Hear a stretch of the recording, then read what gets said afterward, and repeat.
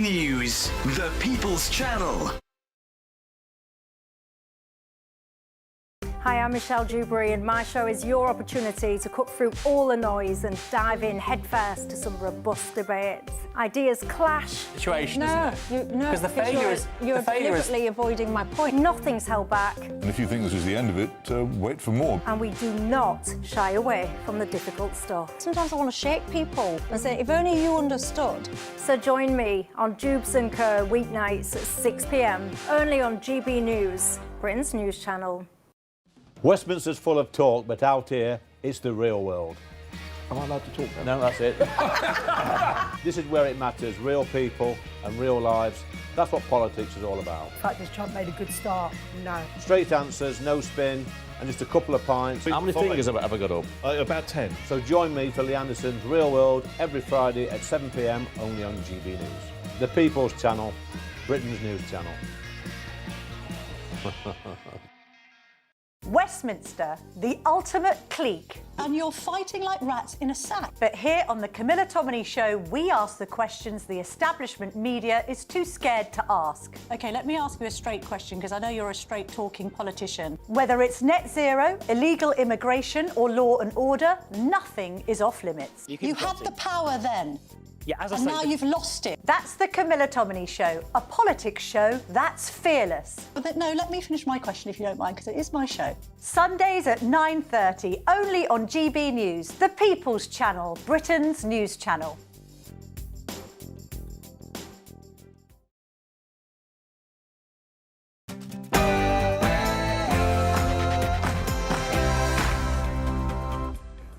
Rachel Reeves is in town. She's been telling the world that the UK economy is about to soar. Do you believe her?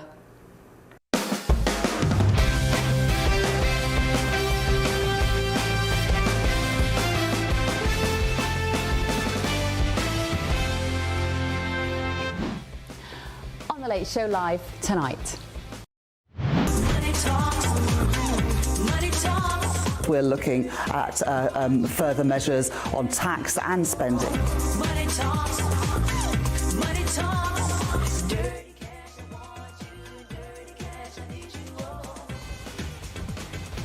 Money talks, indeed. Rachel Reeves is here in Washington. Join me, Nana Akwe, for an informative, interactive news programme with a difference. It's fun. No, you didn't say that, Dave. I'm so surprised. I think there's an element of truth to that. Join me from 3 p.m. every weekend, only on GB News, Britain's news channel. Hi, I'm Michelle Giuffre, and my show is your opportunity to cut through all the noise and dive in headfirst to some robust debates. Ideas clash. Situation, isn't it? Because the failure is you're deliberately avoiding my point. Nothing's held back. And if you think this is the end of it, wait for more. And we do not shy away from the difficult stuff. Sometimes I want to shake people and say, if only you understood. So join me on Jubes & Co weeknights at 6 p.m, only on GB News, Britain's news channel. Britain was once the envy of the world, but look around. A nation that no longer knows what it is or where it's going. A country that's broken. How do we fix Britain? How do we bring it back? Friday night with Matt Goodwin at 8 p.m, only on GB News. Mornings don't have to be tiresome, especially if you have the right company. Wake up to news as it happens, opinion and debate, and of course, a little bit of entertainment too. Because when the kettle's on, we're on. That's Breakfast on GB News, a show worth waking up for. Every morning from 6 a.m. Only on the People's Channel, Britain's news channel. We'll spread the news, you spread the word. From the school run to the home run, watch a new show for all of Britain. So he can say whatever he wants. A straight-talking show where all voices are heard. And, you know, when are we going to stop talking about smashing the gangs and actually do it? With the stories that matter from every part of our country. There's a bit of a crash landing there for your Chancellor. Bold, fearless and standing up for you. That's me, Martin Daubney, 3 p.m. till 6 p.m, weekdays, here only on GB News. The People's Channel, Britain's news channel. From the GB newsroom, we bring you the news as it happens. With our team of dedicated journalists across the UK, we're ready to keep you up to date with what's happening every half an hour, every single day. Bulletins here on GB News, the People's Channel, Britain's news channel. Westminster's full of talk, but out here, it's the real world. Am I allowed to talk now? No, that's it. This is where it matters, real people and real lives. That's what politics is all about. In fact, has Trump made a good start? No. Straight answers, no spin, and just a couple of pints. How many fingers have I got up? About 10. So join me for Lee Anderson's Real World every Friday at 7 p.m. only on GB News. The People's Channel, Britain's news channel. Bold. They are under no illusion. Ray. Are you a human trafficker? Boundless. I've had enough of the nonsense, and I'm not afraid to say it. Don't get us on the BBC. Every weeknight, I tear through the headlines. The smell of gasoline. Should we be worried about it? From Westminster madness to cultural war chaos. What I'm going to do now is they are throwing things out the car as we speak. Get ready, Britain. Here we go. Patrick Christie's tonight, weeknights from 9 p.m. only on GB News, Britain's news channel. Hi, I'm Michelle Giuffre, and my show is your opportunity to cut through all the noise and dive in headfirst to some robust debates. Ideas clash. Situation, because the failure is you're deliberately avoiding my point. Nothing's held back. And if you think this is the end of it, wait for more. And we do not shy away from the difficult stuff. Sometimes I want to shake people and say, if only you understood. So join me on Giuffre & Co. weeknights at 6 p.m. only on GB News, Britain's news channel. Well, good evening, everybody. It's Patrick Christie's here from the GB News studios in Paddington. We are going to take you over stateside with Bev Turner very, very shortly for Late Show Live. She's got a cracking show lined up for you. But really, with that big breaking news that happened here over the China spy scandal, we thought we'd give you a little bit more information on that because it's coming in thick and fast. Across many of the newspaper front pages that you're going to be seeing, well, a bit later in the day anyway, you know, China stole secrets in a major hack. Basically, that China had infiltrated number 10, really. The basement at number 10 had been hacked by China. They have had unfettered access to pretty much all the state secrets known to man, internal communications and diplomatic channels for about a decade. Something that was, it must be said, covered up by the last government, apparently, as well as this one. However, the latest lines are now that the witness statements published by the Deputy National Security Advisor that were handed over as evidence to our security services, Director of Public Prosecutions, have been published. And what they show are pretty damning things. It shows that the first piece of evidence that was handed over basically said that China was not explicitly a national security threat, but was there or thereabouts. That was during the Conservative government. Then when Labour took office, that slightly changed. It's included a line in it that said, but this Labour government wants to remain friends with China, want to remain very close with China. And then the third piece of evidence that was handed over was another statement that included a line from the Labour Party manifesto about cooperating with China. Why is this difficult for the government? Well, it's difficult because Sir Keir Starmer has tried to claim two things. Firstly, that he could not proceed with the prosecution of this China spy scandal because the previous government had made a Horlicks of it. It was nothing to do with this government's policy. Why is government policy in the witness statements then? The second aspect to it is he is relentlessly trying to claim that only the Deputy National Security Advisor was involved in this decision.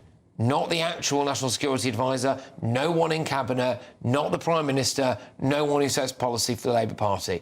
Do you believe that? I suspect not. Luckily for me, it's not just me here now. Steve Allen is with us, contributor and comedian. So, Steve, this just smells very fishy. It smells fishy. And the thing is, this is Keir Starmer's solution to the problem. It's like, I know what I'll do that'll fix this. Let's release the witness statements. Well, it doesn't seem to have solved many problems. If anything, it looks like you've got some more problems, really. So, again, if you go through it chronologically, you're looking at all the different front pages. Some of them tell us we've had decades of China doing some very successful spying. You get this front page of the Telegraph story coming saying that you've got it's almost slapstick.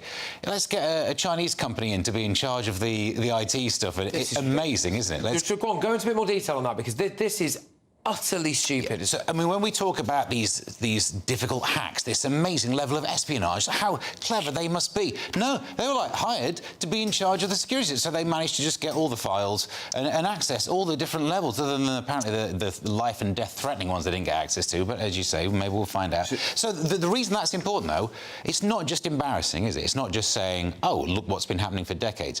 This is information that Keir Starmer would have known. Yes. When making the decision on whether to call China an enemy or not. Yes. So when he was trying to split the difference there and say, look, we can only prosecute based on whether the Tory government were calling them enemies, is not true at all. Well, and we know it's not true now because of what is in these witness statements. Yeah. Quotes from the Labour Party manifesto. Yeah, and so if this is the solution to make things better, how it seems to be making it worse. Now we get the quotes from the witness statements saying it's basically all about money. It's the government being committed to pursuing positive economic relationships with China. Yeah. Then call them an enemy because they need, if anything, you've got Rachel Reeves on the front page of other newspapers blaming Brexit for the tax things. You'd be better off blaming Brexit for what we've had to absolutely bend over to China. Do you know what I'd like to know for the British public on this? Is whether or not now you would be willing for your life to get a little bit poorer. So, look, well, it's impossible to quantify exactly how much economic damage China could do to us. What are they going to take off us? I don't know. But anyway, let's just say that our economy took a hit by us, quotes unquote, making an economic enemy of China, if they decided to do that. Would you be willing to tolerate that if it meant that we basically stood up for ourselves and prosecuted people who were accused of spying for China and also were honest about the fact that, and I'm going to quote you something from the Daily Mail now, and I don't know if I might be able to bring this up, we actually had a go at China for doing this. China stole Britain's state secrets for years using a backdoor into sensitive Whitehall computer systems. The catastrophic blunder happened because the Chinese were allowed to buy a company that controlled the data hub used by the government. So if us revealing that makes an enemy of China and that impacts us economically, are you willing to tolerate that or just not? Here's the problem. The economic impact could happen, but the upside is really small. Because if we go from saying... Because if you look at the witness statements, they go almost up to the line of calling them an enemy, a national concern, a national threat, but not saying they're an enemy state. So we're already trying to stop them from hacking and spying, and we are failing to do so. Presumably would fail to do so in the future. You probably have 2 or 3 people that you could prosecute under an act, and maybe they would, who knows what would happen with them. But there'd be other spies. We know, look, if you're selling companies to China so that they can hack through the back door, we've also, none of these stories talk about the big Chinese super embassy that they might be allowed to build, which I'm sure will be just down the road from where the OpenReach hub is. Still not made, still not made a firm decision on that, which is ridiculous. So what I would have thought has to happen now is, so if this has been covered up, which basically it has been for years, so the fact that the Chinese have been stealing secrets to Number 10 for years, if that's been covered up by successive governments, it's out there now. It's out there now. It's on the front of loads of the papers. It's on the front of the Daily Mail, for example. Chinese stole secrets to Number 10 for years. You've got the China spy scandal that's happening. Sir Keir Starmer surely now needs to just come out and go, right, they are an enemy. They've been spying on us for years. Because if he doesn't, it's just ridiculous, isn't it? Yeah. He's going to have to find a political way of doing this, though, because if it does impact the economy, you know, it'll be him the one taking the What do the Chinese say? See, this is the thing, like, I get what you mean. Oh, we've got to, you know, find a way of, like, trying to massage the Chinese slightly. Yeah. But, like, unless the Chinese just outright deny this, which might work in China, but isn't going to wash with us, they're just going to have to take this one on the chin, aren't they? Well, but it depends, because they have the bigger hand, the leverage, because we need the trade deals. Well, we clearly need them enough that governments are coming up with sentences in reports saying, like, yeah, don't rock the boat here, lads. Yes, they're spying on us, but we're just... And this is not just Starmer in this report. This is back in Cummings and back in the Boris Johnson days. Let's just keep a lid on this, because what we don't want to do is upset China. We don't want to poke the tiger, is effectively what they're saying. Whether or not you can actually do this in a way where you can not get the punishment, not get the economic punishment, but we've been doing it for so long now. I don't know, it feels like even if he says he can't call them an enemy state, it feels like he can't. We're being told all the time, and I don't want to turn this into... Oh, in fact, hey, well, tell you what, I believe we are about to go stateside now because our very own Bev Turner is ready to rock and roll when it comes to the Late Show Live. Bev, fantastic. There we go. We're spending a lot of time together this evening, actually. Go on, then. I'll just throw it over to you. Get stuck in. There's no such thing as too much telly time for you, Patrick Christys. Did you do that? Is 3 hours not enough for you? I think it might be the Chinese, actually. They've turned... It's the Chinese. Well, luckily, listen, I'm so sorry about that. I think we've turned the computer off and on again. Normally fixes it. You're back with us in DC. If you were listening on the radio, we are back in vision now. OK, so tonight, Chancellor Rachel Reeves is being branded tax queen of the G7. The International Monetary Fund has said that no major economy is rising taxes faster than Britain under Labour. This was our beloved Chancellor a little earlier today. We've got a budget on the 26th of November, and I've always been very clear that we will continue to prioritise economic and fiscal stability in the UK because that is so important for renewal and investment. And so as we get the forecast and as we develop our plans, of course, we're looking at further measures on tax and spending to make sure that the public finances always add up. Looking at tax, translation. She's looking at your pay packet at the end of every month. She's looking at your wallet, and she's in Washington right now meeting the IMF, the International Monetary Fund, all those very important people that know much more about money than you and I do. The very people warning her plans are holding Britain back. Tonight, though, she's shrugged off, in her own words, the scaremongering and the bleating of her critics and stressed her determination to repair the public finances. Meanwhile, here in Washington, Donald Trump is cutting. He's just signed the One Big Beautiful Bill Act, and that keeps tax cuts from 2017 permanent. It slashes taxes on tips and overtime. It even brings back deductions for families. So should we now in the UK take a lesson out of the Trump playbook? Let's get more with Special Advisor, former SPAD as well, spent a lot of time on Capitol Hill. Mark Finlay is in the audience with me, and also a proud Northern Irish man. So you know about this from both sides of the pond, Mark. Just your overall impression, really, first of all, when you hear Rachel Reeves talking in such a mealy-mouthed way about the fact she doesn't have a choice, she's got to balance the book, she's going to have to tax people, compared to the messages from Donald Trump in the White House about the fact that he wants people to keep more of their own money, the contrast is stark, isn't it? Well, businesses and people are better at spending their money and investing it in the right way than governments are. And it seems to me that we're putting up taxes.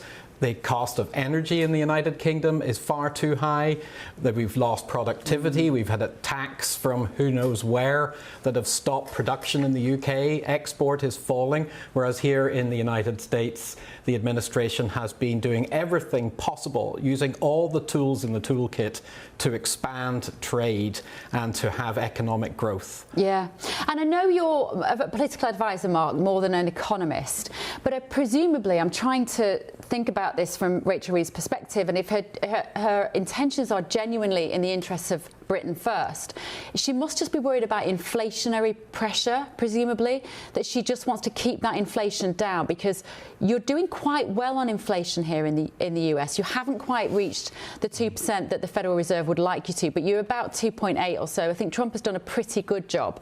We're still more than that. We're still in the 3 points. So is it just that she doesn't want to start triggering more inflation?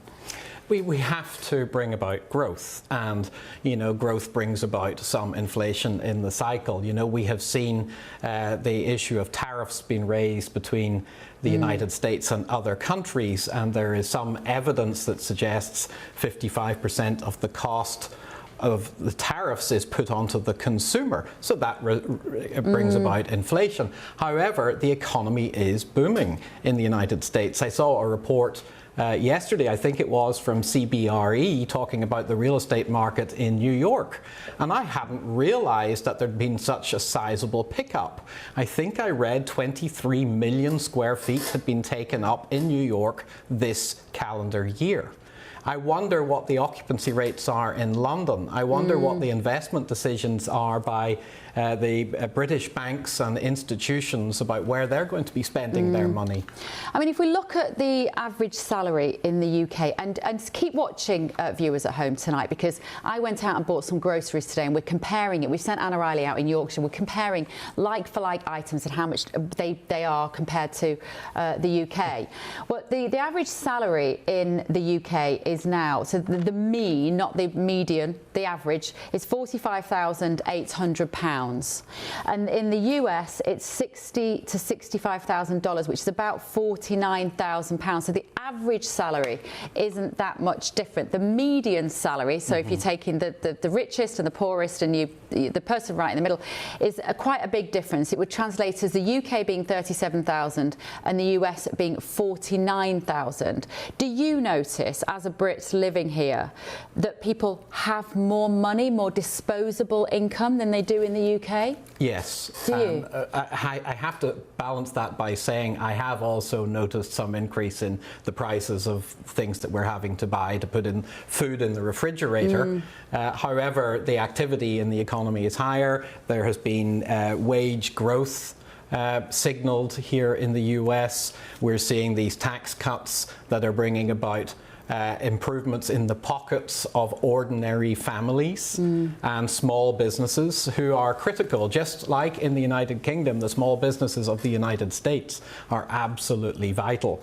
Yeah, but it's the small businesses, I think, that we're seeing. And when Rachel, that are struggling in the UK, and when the Chancellor talks about taxing the rich, it very much begs the question, what do you consider to be rich, Rachel Reeves? Because I have a terrible feeling that this is not going to hit the super rich, the corporations, those who've got houses in every country. It's going to hit the working the professional class, as you might call them, the doctors, the teachers, the lawyers, those people who might have two earners in a household. They might stretch to private school. They might even stretch to private health care. I have a terrible feeling she's going to smash the living daylights out of that demographic. Well, of course, here in the United States, we have to bear the cost of healthcare ourselves rather than the state doing it for us, albeit one of the big issues at the moment is the government shutdown here in the US. And part of the rhetoric from the left has been that this is about changes to the Affordable Care Act, making care available to the average family, which is not true. You know, at the moment we have a shutdown which is taking 100,000 federal employees out of work. Think about the loss of productivity. I've noticed it here in Washington just today by being here. You know, the lack of people, talking to the taxi drivers who are saying there's not enough trade. So we need to get the government back up and running here in the US, because it could become a speed bump in the way of growth for the US economy. But in terms of the United Kingdom, you know, tax rises, I see a lot about understandably, about the farmers complaining about the levying of taxes against those who are providing the food that we all need. I also noticed with interest that famous farmer Jeremy Clarkson is thinking about running against Ed Miliband for the seat in Doncaster. Which might be an interesting one to watch. I'm not sure, though, that I would want to lose the Clarkson farming programme from television, but maybe he would do a better job. Because one of the issues, you know, Ed Miliband is responsible for is energy prices. And the United Kingdom's energy prices are far too high. And, you know, I am a believer in us using our best endeavours to lower our carbon and to be more efficient. But we have to use all the sources available to us. The United Kingdom has got resources still in the North Sea and other places that could be bringing about growth to the economy in Scotland and across the UK. Well, that is what Donald Trump says every time somebody puts a microphone under him. He talks about the fact that you've got to start with your energy, you've got to start with how you provide energy to the countries, and he thinks the UK is doing a terrible act of self-sabotage. Mark, thank you so much for joining me. Mark Finlay there. Sorry we were a little late coming to you, but we were a little late coming to me, frankly, so don't take it personally. Right, keep your messages coming this evening, gbnews.com /your say. David has said, yes, let Reeves tax the rich, the train drivers. It'll serve them right for all the misery they've caused to others. And Darren says Rachel Reeves should get a job in the circus. She's a clown who isn't very funny. Still to come tonight on The Late Show Live. Dominic Cummings, remember him? He is going around saying some extraordinary things. Well, he's made a sensational claim about a government cover-up. I'll bring you the details of that and also the front pages on both sides of the Atlantic. But before that, this evening, the cheapest Pinot Grigio I can find is this one at $8.99. Just buying one bottle, clearly not my usual weekly shop. What's the best way to measure the cost of living? The price of groceries, of course. I teamed up with Anna Riley to compare the UK and the US. This is The Late Show Live, only on GB News.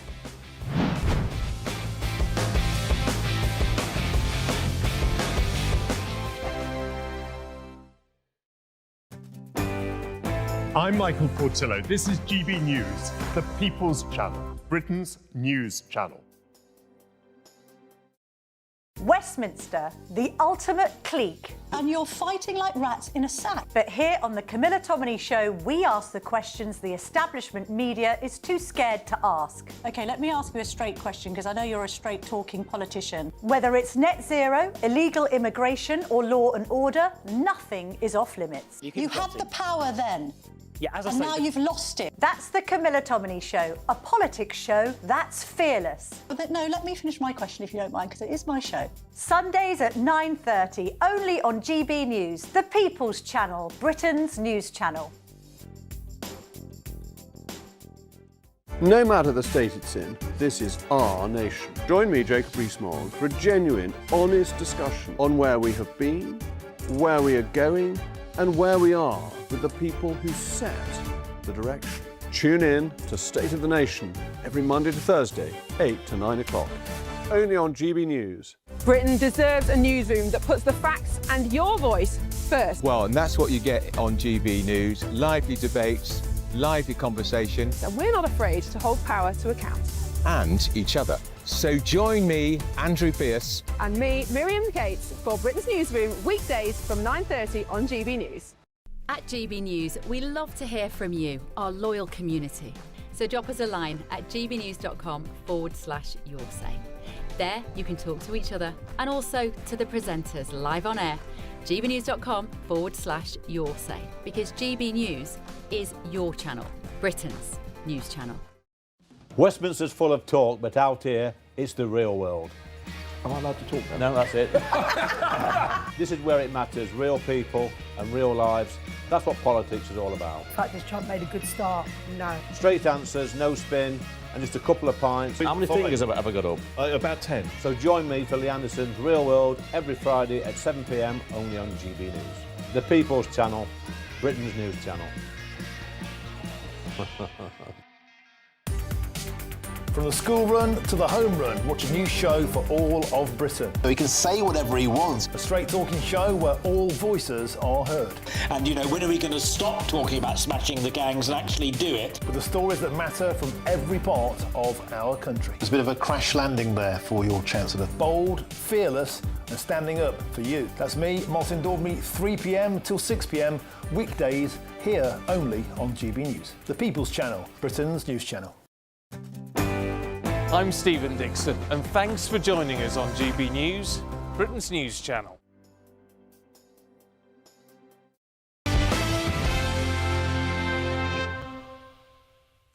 Welcome back to The Late Show Live. I am Bev Turner. Thank you very much for joining us. So earlier this evening, Eric Trump, the son of American President, of course, spoke to Nigel Farage on GB News.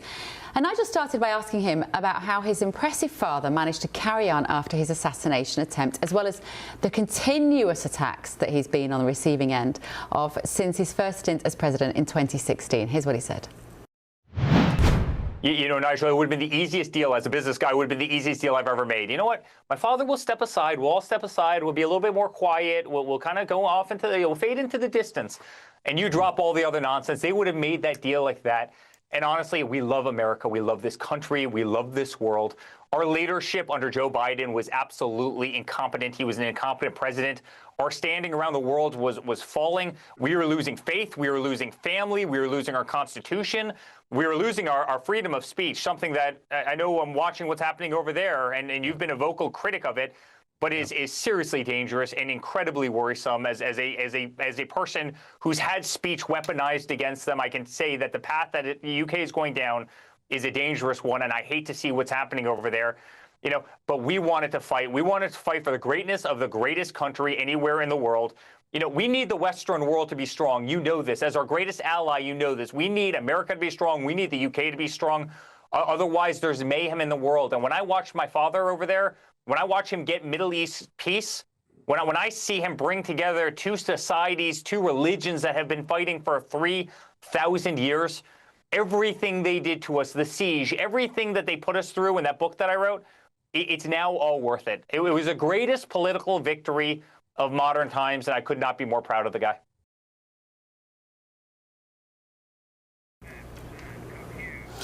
So it's punchy stuff, wasn't it? Well, joining me now is my panel for this evening, Chairman of Republicans Overseas UK, Greg Swenson. Delighted to see you, Greg. And the Washington correspondent for The Telegraph, Connor Stringer. Welcome, gentlemen. I love listening to any member of the Trump family speak, frankly, because one of the things that they're driven by is this sense that they have been under such pressure, like volcanic pressure on them. And now they're just bursting, Greg, to do what they think is the right thing. And they're driven by this unbelievable sense of doing what they believe is right. Yeah, they're patriots. It's the most patriotic administration we've had, but also the patriotic first family. It's really incredible to see. And Eric brought up a great point that, you know, they came after President Trump with such a vengeance because he wanted to run again. Not all of those lawsuits came up after he declared that he was running again in late 22. And so, yeah, funny that we didn't mind for 2 years that you did all these alleged crimes that they accused him of, but they just drummed up all the stuff. So this was really hard on the family. And by the way, Eric and Don Jr. were also indicted on so many occasions. Yeah. They were in front of federal, grand juries constantly. So they went through hell. They really did. Connor, they are. I mean, you're a Brit. You live here. Yeah. Yes. Been here since January. Yeah. And so you see this, but maybe you work in the media, but you'll be surrounded by people who have lots of different opinions about the Trump family, particularly. But when you hear the sons talking like they do about their father, I see it in two ways. I see it as the presidential family, but I also see it as just a family, and Absolutely. what a remarkable dad he must be. And behind closed doors, Bez, they're exactly that. They're very family oriented. They're extremely close. I mean, Trump loves his grandchildren. He speaks so positively about his sons. He's always happy to share their achievements and he's always first to praise them. I mean, even today in the Oval Office, you might have seen he was saying how Eric was still a good boy. The man is far off a child's age now. But that's how he likes to refer to him and how well they get on. I mean, he adores his granddaughter as well, of course. Trump, who spends a lot of time with. But as you said, this has been a torrid time for them and they've been under so much pressure. And there was a lot riding on this election. Yeah. I mean, if they hadn't have won, they probably would have faced a lot of trials, tribulations, and Lord knows where they would have ended up. So there was a lot riding on Trump to get in. They've got in and they probably feel extremely relieved. It is very simple to predict Donald Trump, I think, and often people will say, oh, he's just so unpredictable, he's so wildly unpredictable. No, he isn't. America first, # America first. And if you just realise that America family, faith, if you just realise that is their driving force, what they do makes all sorts of sense. Let's have a look at what Eric Trump said about Palestine and the peace in the Middle East when he was talking to Nigel. Let's have a quick look. Nigel, honestly, I've grown up a lot in politics, and I realize I no longer have a position for other countries' leaders. What I will say is my father spearheaded the greatest coalition of great people who came together and all in their own way somehow, gel together to create world peace, right? Honestly, I think playing Monday morning quarterback is counterproductive. Obviously, my father led the way. Everybody knows that. I think, no, but honestly, when in recent times have we ever seen two sides of a conflict who both agree that the outcome of that conflict was good for humanity? You didn't see that in World War II where, Germany was coming out and saying, we're incredibly happy with how this whole thing ended up. Obviously, that never happened. You didn't see that with Japan. You didn't see that in World War I. You didn't see that in Korea. You didn't see that in Vietnam. I mean, here you literally, have both sides coming out and they're happy and they're praising my father every single day. And by the way, you've had in other conflicts as well. I mean, you saw what happened in India with Pakistan. They're both coming out and saying, Donald Trump got these settled. And so, for me, it's not my spot to kind of render opinion on other governments. But what I will say is the world is in a beautiful spot. I mean, the world is in a beautiful spot because universally, people are celebrating peace for the first time when most of these politicians, all they've ever wanted was war. Greg, are they going to become one of these dynasty political families where we can see Eric or maybe Don Jr. being president again also one day? Yeah, I think it would be a big challenge for either. Which one would it be? Yeah, I mean, look, they're very popular. I mean, obviously they've enjoyed the success of their father's administration. I don't think they want to be involved right now. You saw Ivanka and Jared were much more active in the first administration, but Eric and Don Jr. have quite deliberately stayed away from being, inner circle or being involved in the day-to-day. So who knows? Charlie Kirk was probably the most likely, long-term successcur, and that's no longer. Was that very sexist of me to suggest it would be the sons and not Ivanka? That was really sexist of me. That hurt me, Bev. Yeah. I'm glad you're in a feminist came out. I'm going to call HR. but what do you reckon, Conor? Could it be one of the boys? I think, or Ivanka? Well, possibly. But I mean, it would be very Trumpian to keep it within the family. But I mean, it's something they'd love to do, keep the dynasty going. However, as I was mentioned, they've taken a bit of a step back this time round, I think, for good reason. And I think there's probably an element of the pressure that's got to a lot of the family for the last couple of years. My money, of course, we can rule out JD Vance, which is the obvious successor. But look, if I was an outside betting man, I'm thinking the next 10 to 15 years, Baron Trump has got all the hallmarks of somebody who could pick up that mantle down the line. Yeah, very much so. And just, I've not spoken to either of you. Obviously, I've never met you before, Conor. I talk to you on a regular basis, Greg, but I've not spoken to you since we had the ceasefire in the Middle East. And how remarkable that was, and how quickly the news agenda moves on, and we haven't probably given it time to reflect on the role that Donald Trump played in that is incredible. It's unbelievable. I think it was on your show this time last week, and I was here. It was just coming out that that it was during the press conference about Antifa, and when Marco Rubio passed the note over to the president. I think we were watching it on the monitors here. Yeah. And so it's been an incredible week since then. To think that the president was in Tel Aviv or Jerusalem on Monday morning. Then he went to the resort in Egypt on Monday afternoon. That was only 2 days ago. Yeah. I mean, it's just amazing. But then he came back, landed at 3 o'clock in the morning, and actually said yesterday when he was at the Charlie Kirk Medal ceremony, he said, he stood on stage and he said, I did wonder if we could maybe move this. I only got home at 3 o'clock this morning. But he said, then I realised it was Charlie's birthday, and so I wasn't going to move it. And it's testament to, I think, the hard-working nature of Donald Trump. I mean, you can say what you like about him, and the Liberals can poke fun at him, and they do. But I think nobody can take his work ethic away. I mean, this man will literally travel the world all hours of the night. I mean, I speak to staffers behind the scenes who come into the White House the next day a little bit baggy-eyed with several cups of coffee in their hand, kind of thinking, oh God, here we go again. And he's up every morning, early doors. Often you'll see that light in the Oval Office switched on if you take a dander around the White House from the early hours. He's just got that passion and drive that a lot of people don't have. Let's talk about the economy just for a minute, if we can as well, because obviously Rachel Reeves has been here today. Greg, you spend a lot of your time in the UK and also here. When she's talking about going after our taxes in the UK, how do you feel about that? Well, I mean, she's done it already, and that's why there's been massive capital flight out of the United Kingdom. The UK, not population adjusted, but just in absolute numbers, is leading the world in exodus of millionaires from the country. Now, the number one recipient is the UAE for obvious reasons, no income tax and plenty of economic activity.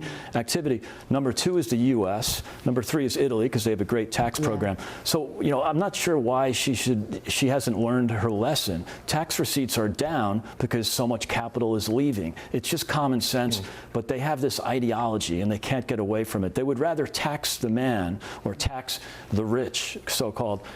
And if tax receipts go down, that's fine with them. Is she going to get the level right, do you think, Conor, in terms of who she considers to be rich in the UK? I mean, look, probably not, let's be honest. I think she's over here, obviously, as you mentioned this week, trying to make her case to American companies at the IMF that Britain is worth investing in. But goodness me, has she got a lot of a big case to make. She's going to really have to put her charm offensive on to try and sway that one. It's difficult at the moment, isn't it? It's very difficult, isn't it? Yeah, I mean, I think... I don't know how two countries who both speak the same language can have such extraordinarily different economic policy and vision for how they fix their countries, because I notice it being here every day, and I'm sure I was aware of it before I came over here, but once you are here, it hits you in the face every day. Every statement that comes out of the White House is literally the polar opposite. If you sat down to write what a policy could be in opposition to what we have, this is what they're doing. Is it as good, though, here, Greg, as I'm making it sound to people at home in the UK? who might be thinking of fleeing. Yeah, no, it is. It's fantastic. And there's so much economic optimism here. And that's what's remarkable. And we haven't even seen the outcomes yet. You know, the tax reform in 2017, it took 12 months for that to really take effect. You had, 6.3% wage growth in 2019. That's for working people. That wasn't rich people getting richer like we had in the Obama years. So, so there's economic optimism because we see what's coming. Small business optimism is hitting record numbers. So we know what's coming, and that's great. It's a great feeling to know that, the economic prosperity is around the corner. Well, it helps for investment, it helps for forward planning, doesn't it? It helps for all of those things, big and small businesses. Let's have a look at the front pages from the UK for tomorrow. Let's have a look at what Steve Allen is down there as well in Paddington. He's going to join us to go through these. This will make you homesick, Connor, when we look at the newspapers. It is already. There's a tear coming down my eye. Yeah. We don't really have newspapers here, do we? No, we don't. Well, in your honour, let's start with your paper. Here is the Daily Telegraph reporting on what it calls a major security breach involving highly classified government information being accessed by China. This story is not going away. It's taken a big turn today. We're going to be looking at that in just a minute. The Sun are running on, they could have saved him. Now, this is a report over the death of former One Direction singer Liam Payne. I'm sure you all remember that. He died a year ago. He fell from a third-floor hotel balcony in Argentina. And it's been looking at the mistakes that might have been made that could have kept that father of one little boy alive. The Guardian. Leading on, the budget will raise taxes on the wealthy to fix public finances, says Reeves. And of course, as its Guardian, it is considered to be good news. Oh, we've got some live pictures. We're going to go just down the road to the White House. President Trump is hosting a ball. We were just saying about the fact that he doesn't sleep. Well, here he is. He's got a massive party going on tonight. He's actually, I think, telling us about his new ballroom. Here he is.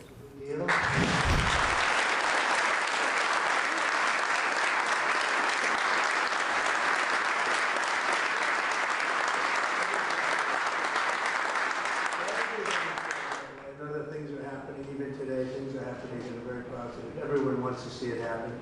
Countries that didn't get along with each other are now seemingly in love with each other. Now, the Middle East have changed, perhaps, but the deal will still be there. It's going to be, I think it's going to be something to remember. We've settled now 8 wars, if you think.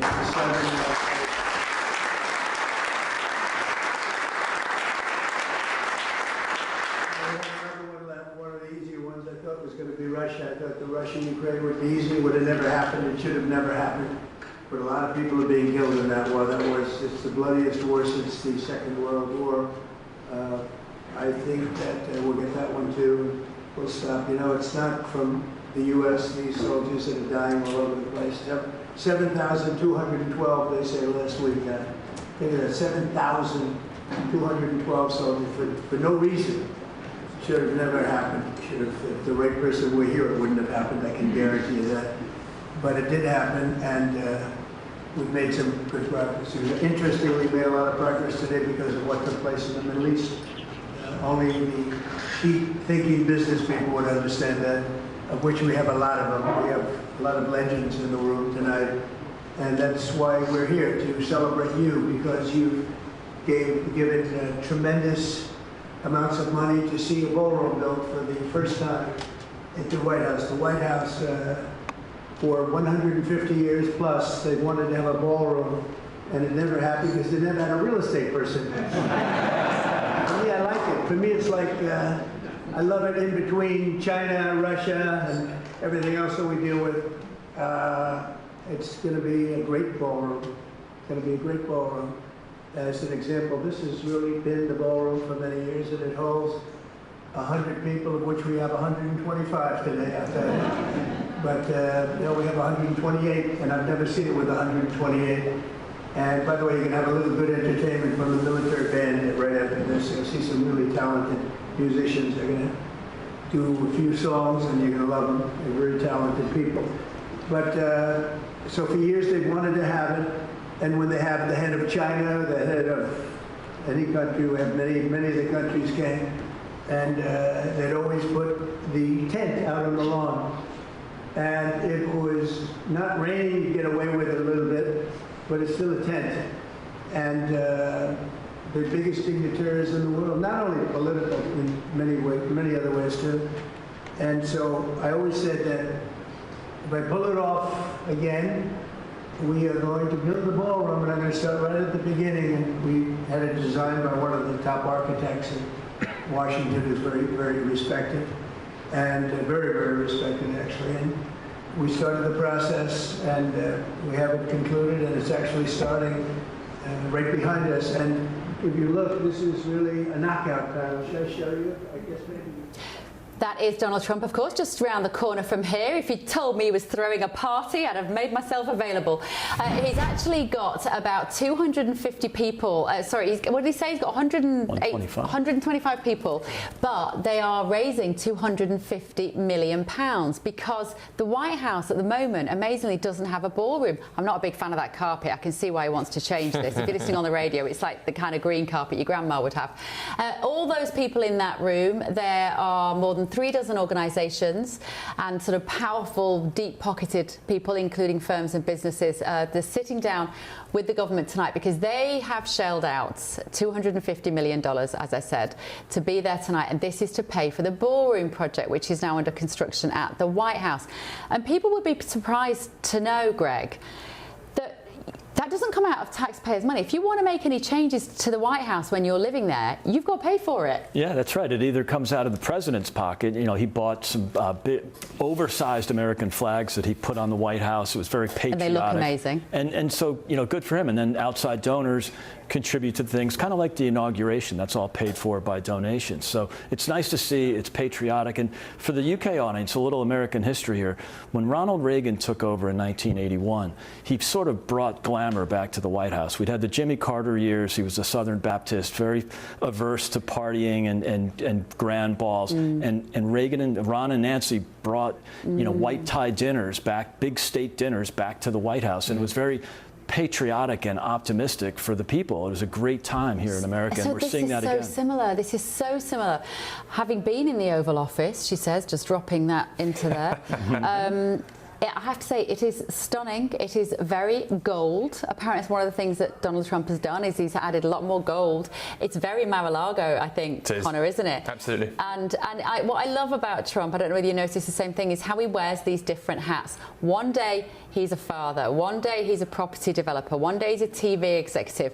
This is when he's in his property developer mode, and he loves it, doesn't he? He loves it, and then that's his grassroots, as you said. You know, that's his bread and butter. He started with, obviously, the Trump dynasty, and he's been there, done that, and you can see it in him when you're around him, and when we're in the press pool, you can see him when he comes out to survey the various projects that he's gone. That's when he's most animated and most excited. His attention to detail on that stuff is phenomenal. You'll recall when I think he caught one of the workers on the White House CCTV cracking one of the stones in the new renovated Rose Garden, which he himself caught on, you know, spotted as he was walking away to golf one afternoon, which is, you know, quite the skill, isn't it? He's a man for detail and a keen eye for that kind of thing, isn't he? He really does love that sort of thing. And of course, he's also renovated the Rose Garden, which I would have presumed was already a very beautiful, usable space for social functions.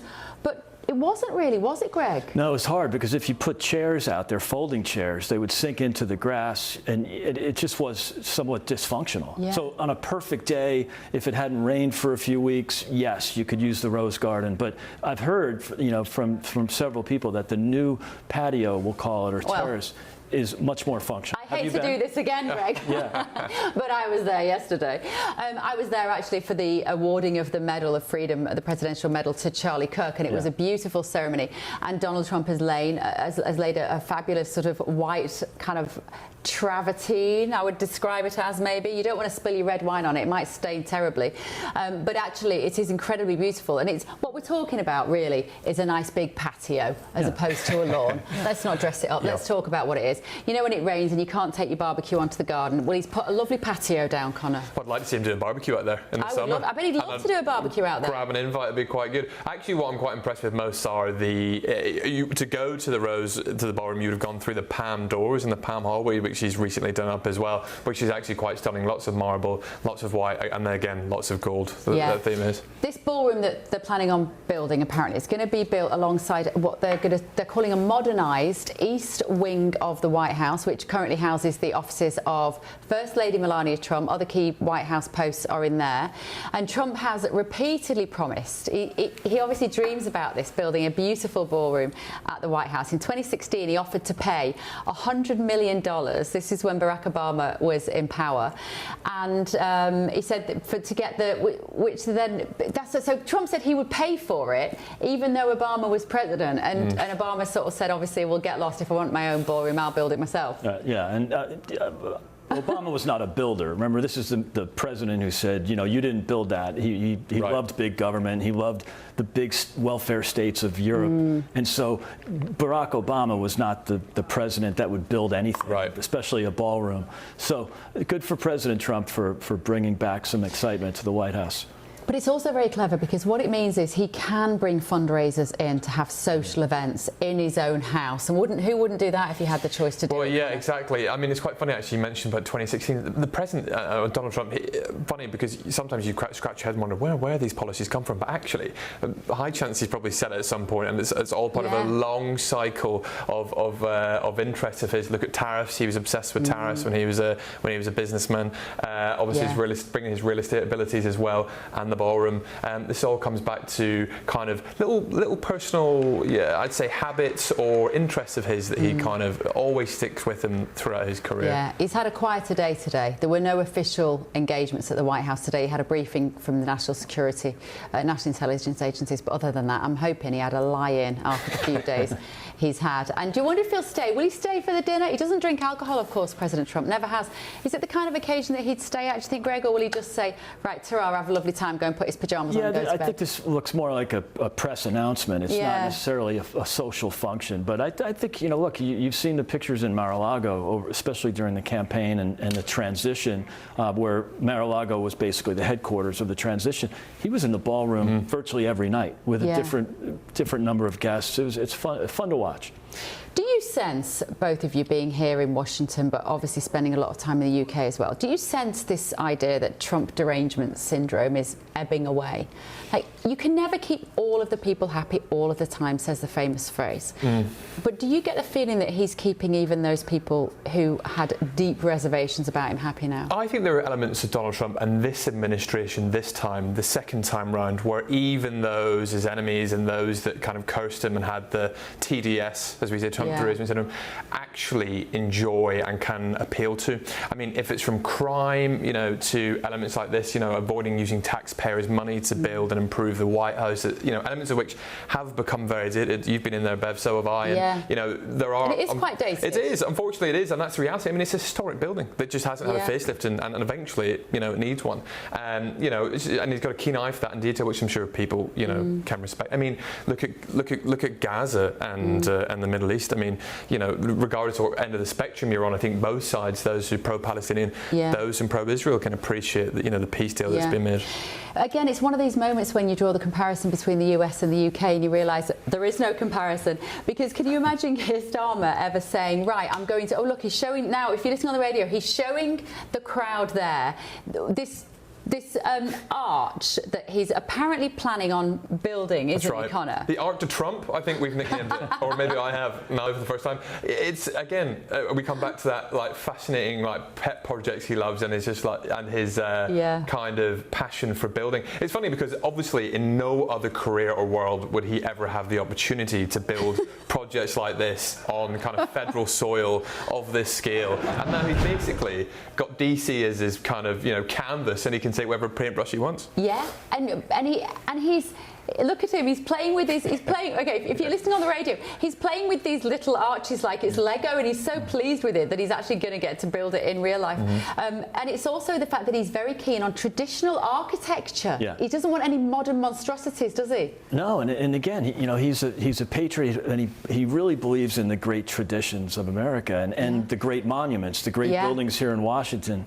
Right, more to come this evening. I'm sure Donald Trump will still be talking for a lot longer, so will we, including this.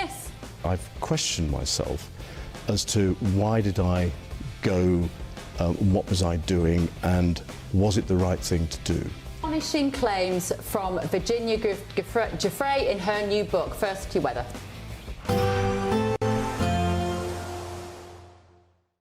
Today, clouds overhead. Total zen within. Box Solar sponsors the weather on GB News. Morning, welcome along to your latest weather update from the Met Office here on GB News. We are going to see a change in the weather through the weekend, but for today it's kind of more of the same. Another largely cloudy, mostly dry day with light winds. I say mostly dry, there are a few light showers around, particularly over northern Scotland and East Anglia in the southeast of England, seeing a bit of a dank and drizzly start in places too. There are also some breaks in the clouds, so some places waking up to a little bit of sunshine, and any morning mist and fog in place will tend to clear away fairly rapidly through the morning, and with a bit of brightness we could reach 15-16 degrees. Most places though staying quite cloudy with temperatures about 12 or 13 degrees. Not a great deal of change as we go through this evening. Still one or two showers over the Northern Isles of Scotland, and still perhaps one or two showers just coming in along the south coast of England. But generally here dry, perhaps some breaks in the cloud, particularly to the west of hills, so parts of southwest England, West Wales, seeing a little bit of sunshine. Staying fairly cloudy for Northern Ireland and most of Scotland, but again here, just like the past few days, parts of central Scotland seeing some sunshine, but a few of those showers keeping going over northern Scotland, and we'll keep things a little damp across northernmost parts of the mainland through the night too. And we'll continue to see one or two of those showers getting into parts of Kent, perhaps just drifting through the Channel into parts of East Devon as well. We could see a few showers. Otherwise, mostly dry nights. We'll keep a lot of clouds, and that'll keep the temperatures up to between about 7 to 10 Celsius, maybe dipping a little lower in some rural spots, particularly if we have any breaks in the cloud. But again, tomorrow, breaks in the cloud, hard to find for most. Another fairly drab day. Still some light showers across the far north of Scotland and at times along the south coast of England. Southwest Wales may again see some breaks in the cloud, as could parts of western Scotland, and a bit of sunshine. But generally dry and cloudy will again be the theme on Friday, but it is going to change as we head into the weekend. Today, clouds overhead. Total zen within. Box Solar sponsors the weather on GB News. Mornings don't have to be tiresome, especially if you have the right company. Wake up to news as it happens, opinion and debate, and of course, a little bit of entertainment too. Because when the kettle's on, we're on. That's Breakfast on GB News, a show worth waking up for. Every morning from 6 a.m. Only on the People's Channel, Britain's news channel. We'll spread the news, you spread the word. Hi, I'm Michelle Giuffre, and my show is your opportunity to cut through all the noise and dive in headfirst to some robust debates. Ideas clash. Situation, isn't it? Because the failure is you're deliberately avoiding my point. Nothing's held back. And if you think this is the end of it, wait for more. And we do not shy away from the difficult stuff. Sometimes I want to shake people and say, if only you understood. So join me on Giuffre & Co. weeknights at 6 p.m. only on GB News, Britain's news channel. Join me, Nana Akwe, for an informative, interactive news programme with a difference. It's fun. No, you didn't say that, Dave. I'm so surprised. I think there's an element of truth to that. Join me from 3 p.m. every weekend, only on GB News, Britain's news channel.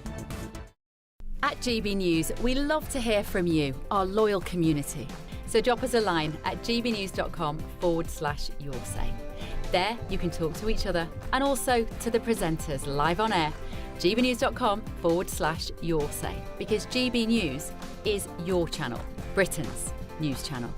Westminster, the ultimate clique. And you're fighting like rats in a sack. But here on the Camilla Tominey Show, we ask the questions the establishment media is too scared to ask. OK, let me ask you a straight question, because I know you're a straight-talking politician. Whether it's net zero, illegal immigration or law and order, nothing is off limits. You had the power then. Yeah, as I and say, now you've lost it. That's the Camilla Tominey Show, a politics show that's fearless. But no, let me finish my question if you don't mind, because it is my show. Sundays at 9:30, only on GB News, the People's Channel, Britain's news channel. From the school run to the home run, watch a new show for all of Britain. So he can say whatever he wants. A straight talking show where all voices are heard. And, when are we going to stop talking about smashing the gangs and actually do it? With the stories that matter from every part of our country. There's a bit of a crash landing there for your Chancellor. Bold, fearless and standing up for you. That's me, Martin Daubney, 3 p.m. till 6 p.m. weekdays, here only on GB News, the People's Channel, Britain's news channel. I'm Tom Harwood. This is GB News, Britain's news channel.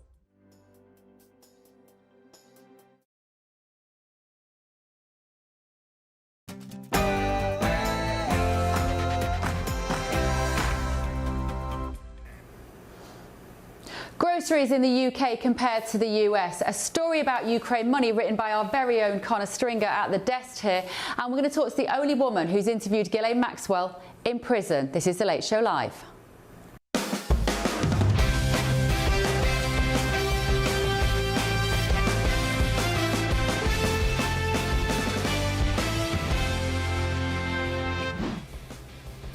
On The Late Show Live tonight. We're looking at further measures on tax and spending. Money talks indeed. Rachel Reeves, the Chancellor, is here in Washington as Britain braces to become the fastest rising country in terms of tax in the G7. But what does it really mean for you at home?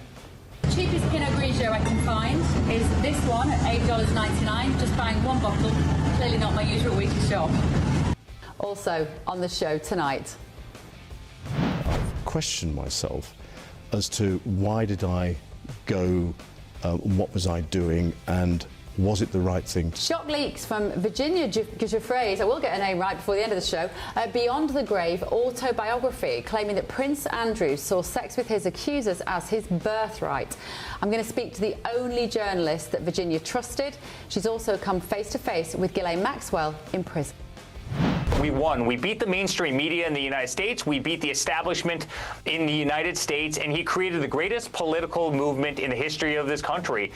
Such passion, even bullets won't stop the Trumps. That's Eric Trump, of course, who gave GB News unrivaled insight into the fight that his father faces as he claims the West is under siege, and has this to say about Britain. The path that the UK is going down is a dangerous one, and I hate to see what's happening over there. And what I worry about is the threat from within, the retreat of Europe from some of its most fundamental values, values shared with the United States of America.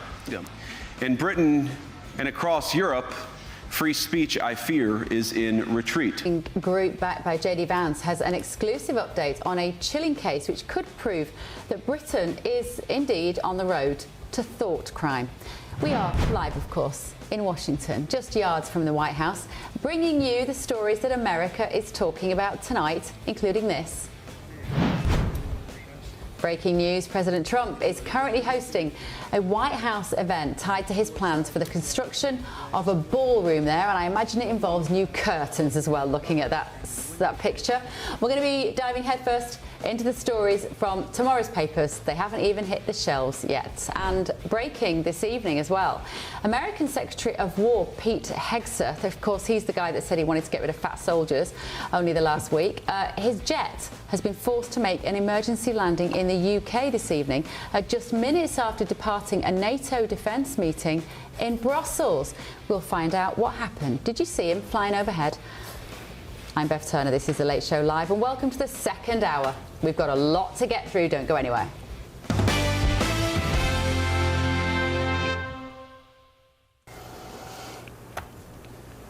First, though, is America about to offer sanctuary to Brits? The Trump White House is pushing for a radical refugee overhaul, prioritising English speakers, white South Africans and Europeans opposing migration or supporting populist parties, according to New York Times documents.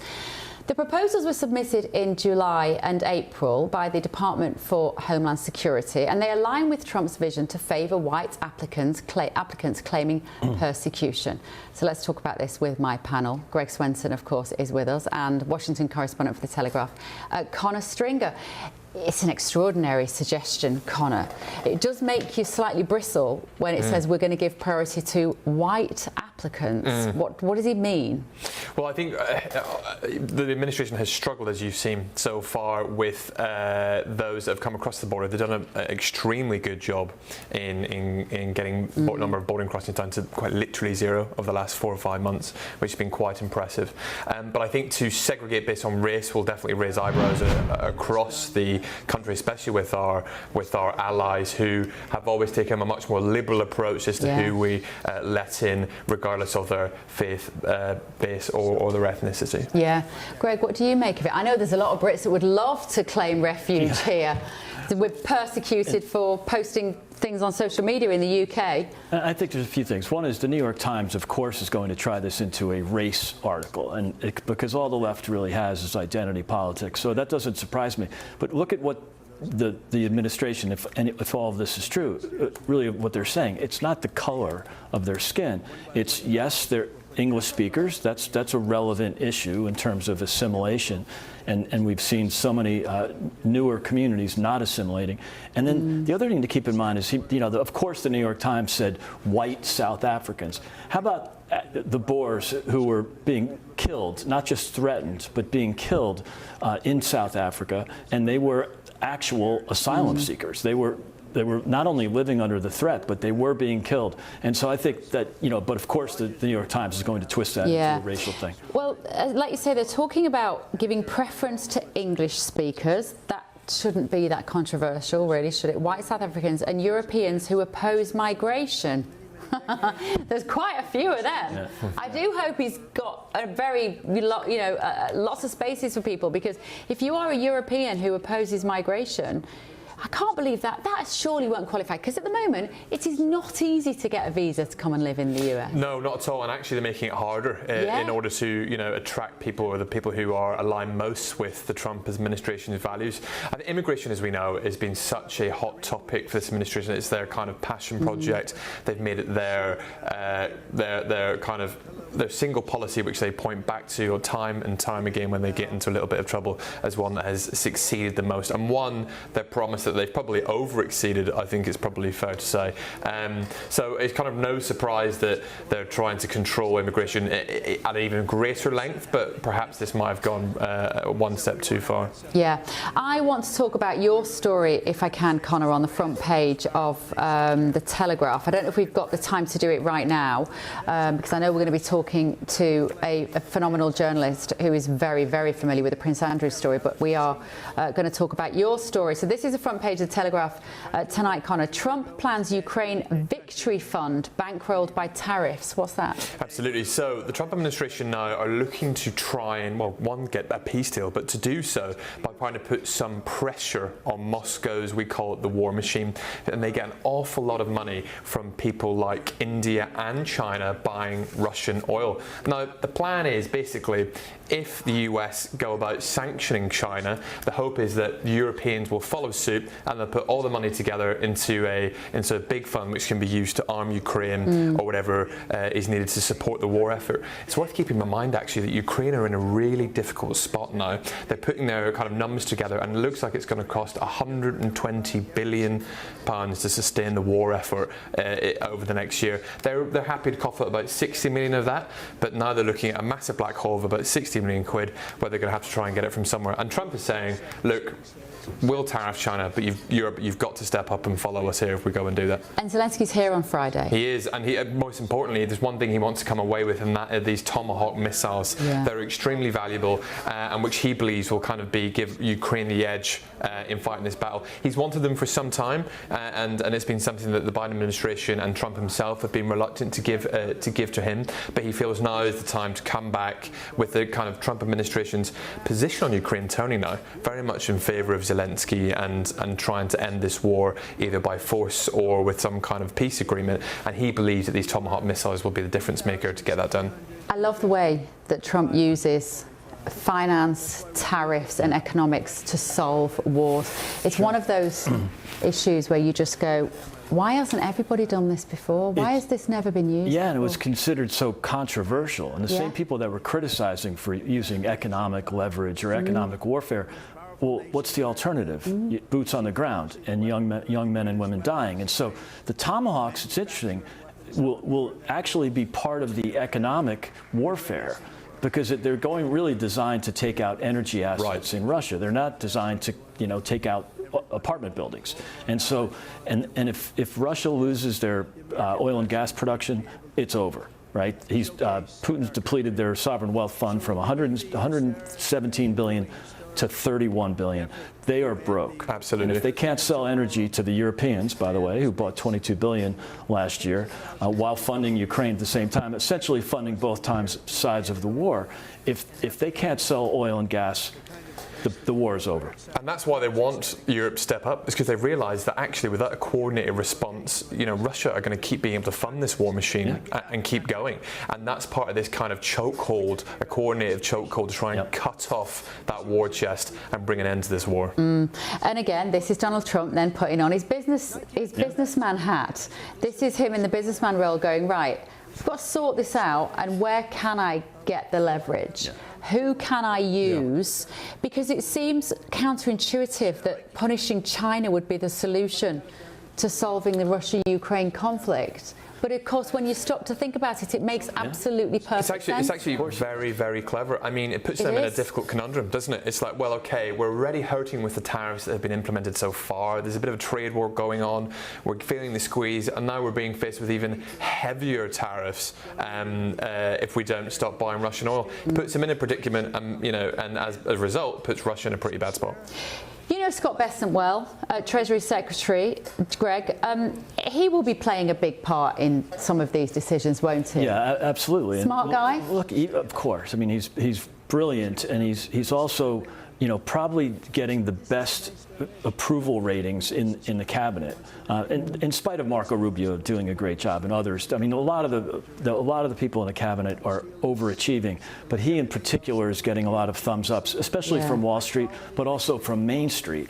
But think about it: he was in the air on the way to Ukraine during maybe the first or second week after his nomination was approved. So, it's interesting that they're using, here we have the Treasury Secretary, not someone you'd normally think of involved in geopolitics. And he was on a plane and then a train to Kyiv, and Putin was bombing Kyiv the day he arrived. But I think that's a sign of just how kind of unorthodox but clever this administration's approach is to kind of solving this war. They're thinking outside the box. I mean, the idea of even tariffing China or kind of encouraging the whole of the world and Europe to get on board with lumping taxes on one of the biggest kind of world suppliers out there would be unthinkable. But it's a clever, unorthodox strategy that seems to be to pay dividends. And you mentioned Scott Bessent and his reputation on Wall Street. He's very much seen by those who talk to you behind the scenes as this very calm, sensible talking head who can, do this in a sensible manner that they trust.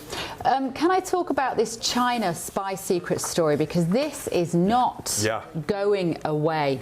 It's one of those stories that when I first saw the headlines, I thought, the Starmer's going to swerve this one again. This is never going to land on his desk. It's not. There were some people who know a lot more about these things than I do were saying, this is it. This is going to do for him. This is it. This is going to do for him.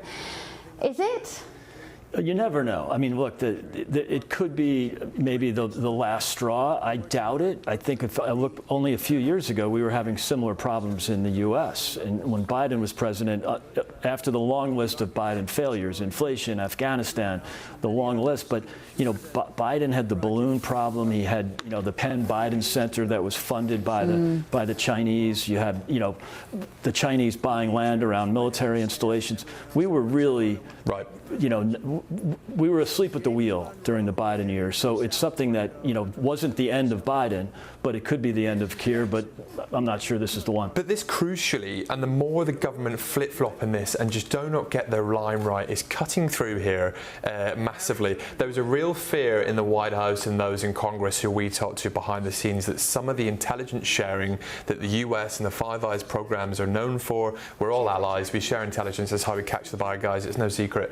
But there is a fear that some of this now that's being shared with Britain is going to be compromised because of the close ties some individuals allegedly have with China. You would have seen tonight, some of your viewers may have seen that the government has released the witness statement by Matthew Collins, which is a very key part of evidence of this case, that lays out in full some of the allegations and these alleged ties. And that's whether the government gave preferential treatment to the Chinese and considered them not to be a security threat, and therefore that is what reflects badly on Starmer. Correct. Well, the long story short is that there was this case, these two alleged spies who seemingly had very close links to the CCP, the kind of state-backed Communist Party in China, has been accused for spying for a long time. But the case seemed relatively watertight until it went to go to the CPS to make a decision on the charge, where it seems the government was reluctant to call and label China an enemy, a threat, because it would damage kind of political relations, of course, and so the case ultimately collapsed, and that's led to a lot of questions around Starmer's priorities. Do we care about spies or alleged spies, or do we care about maintaining our relationship with the CCP? If you're just tuning in and you're wondering why we're looking at Donald Trump in his front room and in front of behind a gold lectern, it's because he is at an event at the White House just down the road where he has a room full of very generous donors who've raised $250 million to build a new ballroom in the White House. It's just the kind of job that is refreshing for Donald Trump, especially after a week like he's had. How is he happier, solving world peace or designing a new ballroom? I imagine the latter actually he probably enjoys just as much as the first. So, right, more to come this evening, including this. I've questioned myself as to why did I go, what was I doing, and was it the right thing to do? Shocking new claims in Virginia Giuffre's, I can't get her surname right, Giuffre's book, and the journalist behind the revelations. You're going to join me with the details. You don't want to miss it. Don't forget, we have no advert breaks here. We just take these little junctions so we know where we're up to. This is a Late Show Live only on GB News.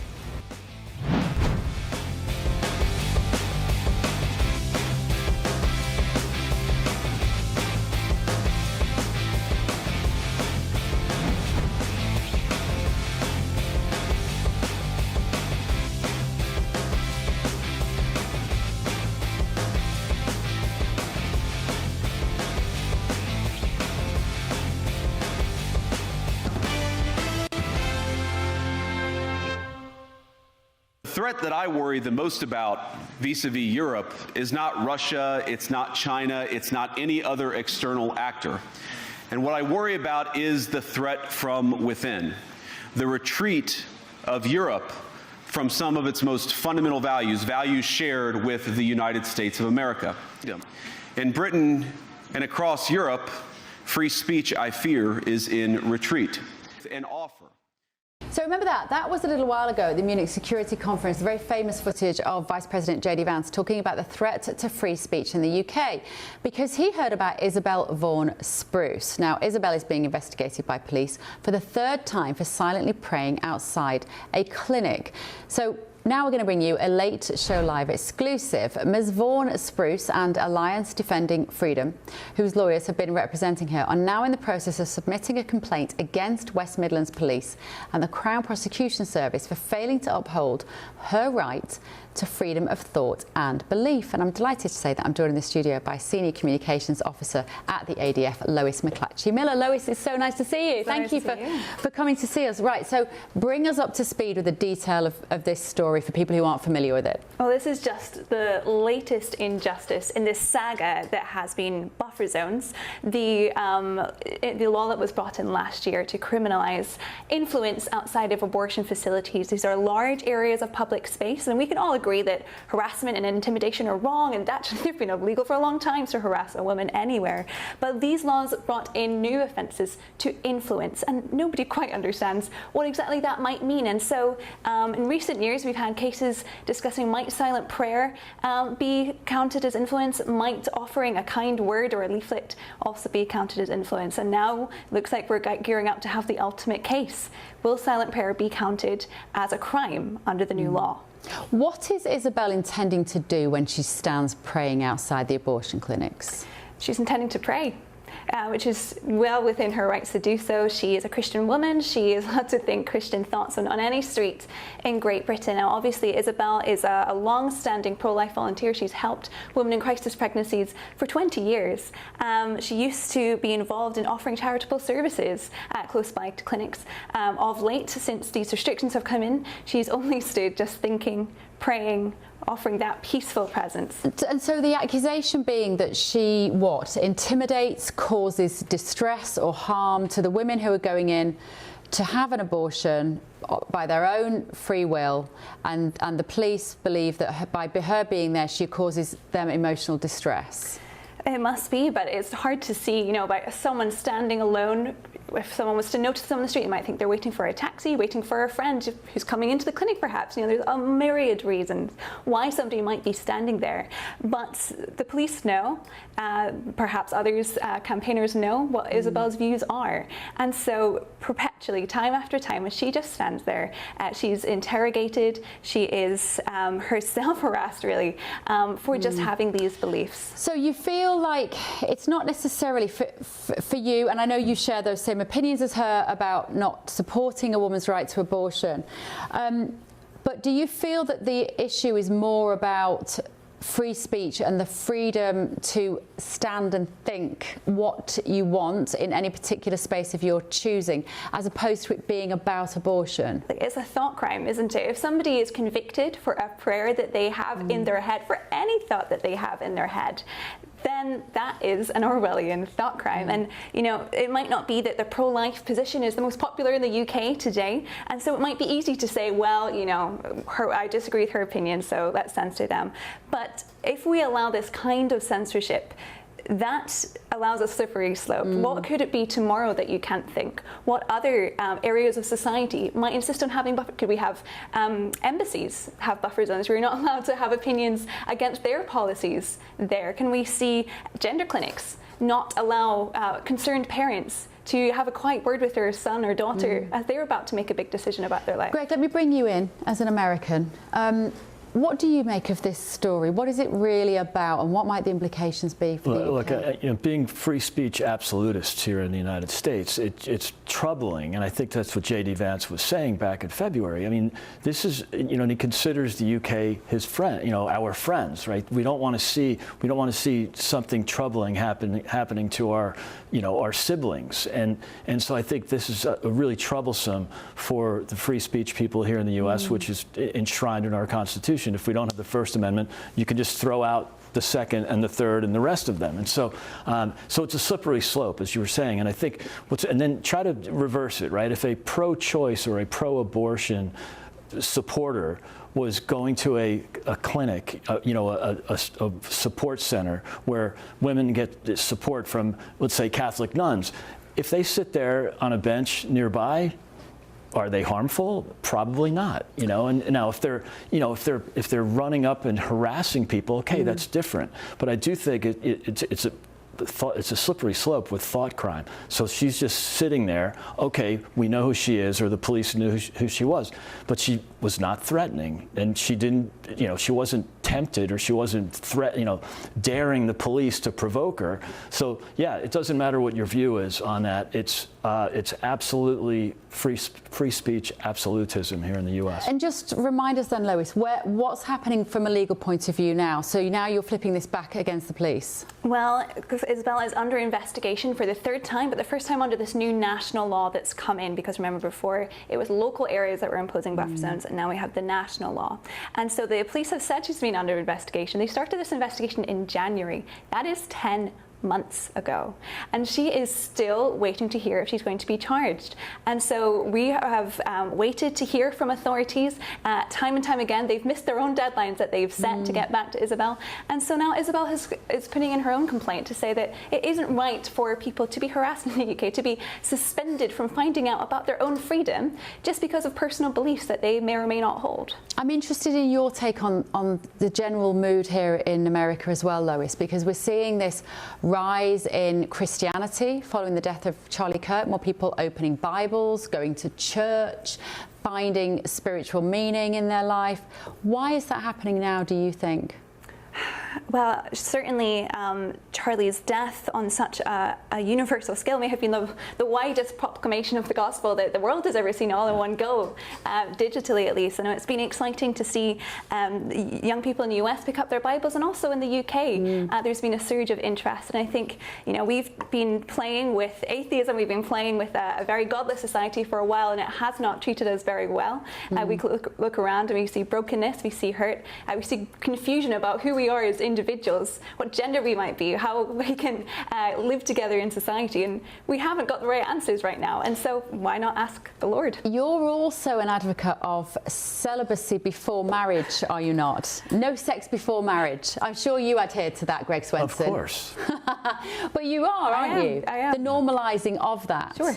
Yeah. Just talk to me a little bit about that, because that is so unusual, Lois, in 2025 I don't know if it's as unusual amongst the younger generation. Yeah. I mean, we know the younger generation are not having sex as much because basically they're watching porn all the time. Yeah. But that's a very different issue to choosing to save yourself for your spouse. Sure. Well, I suppose this view became less popular because of the sex revolution in the 70s, but a Yale study about the paradox of happiness shows that women's happiness since the 1970s has declined in both absolute and relative terms to men since then up until today. And so women are more dissatisfied with life than ever before, although it doesn't make sense. Don't we have the most freedom we've ever had? Haven't we been given sexual emancipation? And so I think, and it's been interesting to see the discourse around whether Taylor Swift has been just kind of rediscovering this interest in marriage and security and permanence.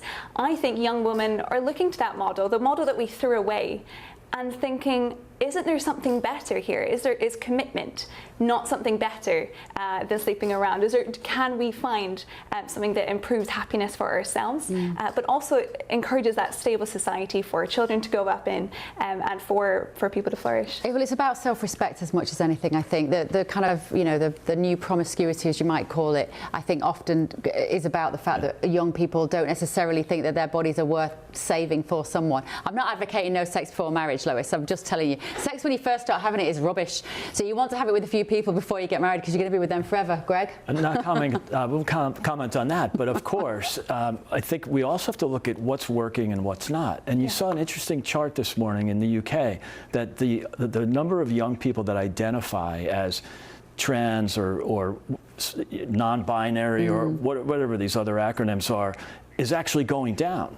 And it's, you know, it peaked sort of post-COVID when the secularism was reaching probably its all-time peak, both in the UK and the US. Not as dramatic in the US. You know, I've lived in the UK for 10 years. I've considered it sort of godless. That's changing. It's changing in both countries, because I think they're looking for something after being addicted to their phones, to the existential crisis of climate change, which they made their religion. Yeah. It's just not there anymore, and they're going back to a little more tradition. And the thing is, in the absence of any sort of clear moral code which might be written in, let's say, Christianity, where do young people go to for what is right and what is wrong on a really basic level? Where are they going to find that now, Lois? Without Christianity, well, we kind of seen the end of what, you know, kind of hedonistic liberalism. And earlier this year we saw Bonnie Blue and Lily Phillips and these girls who, if we were saying, you know, my body, my choice, I am my own God, I determine my own fate, I do what I want, then we should think everything that Bonnie Blue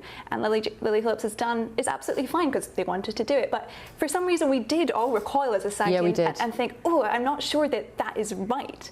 And it can only not be right if we have a bigger moral order, if there is something that is better for humans. And that's not about tutting and saying this is right and this is wrong and I'm going to judge you. This is about how can we help humans to thrive in society, and there are codes that enable that more than others. The Bonnie Blue situation, if you don't know who she is, she's the woman who basically makes a living out of sleeping with thousands of there's no sleeping, having sex with thousands of men as a kind of record-breaking stunt, and I think she is the height of depravity. I really do. It just does not come from a good psychologically functional place at all.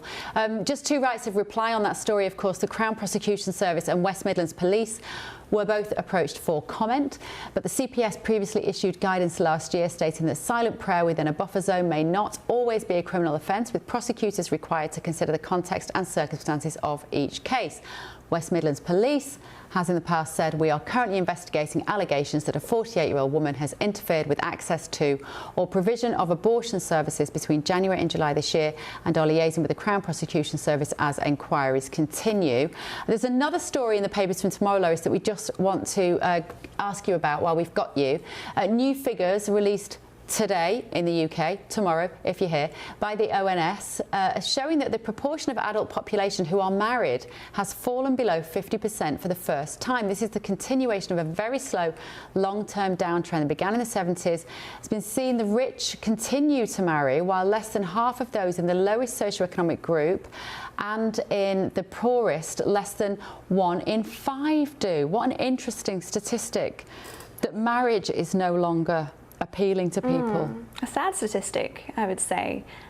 We've known for generations past that humans have thrived in marriages, that men do better when they're committed, that women do better when they have that sense of permanence, and kids thrive more than ever.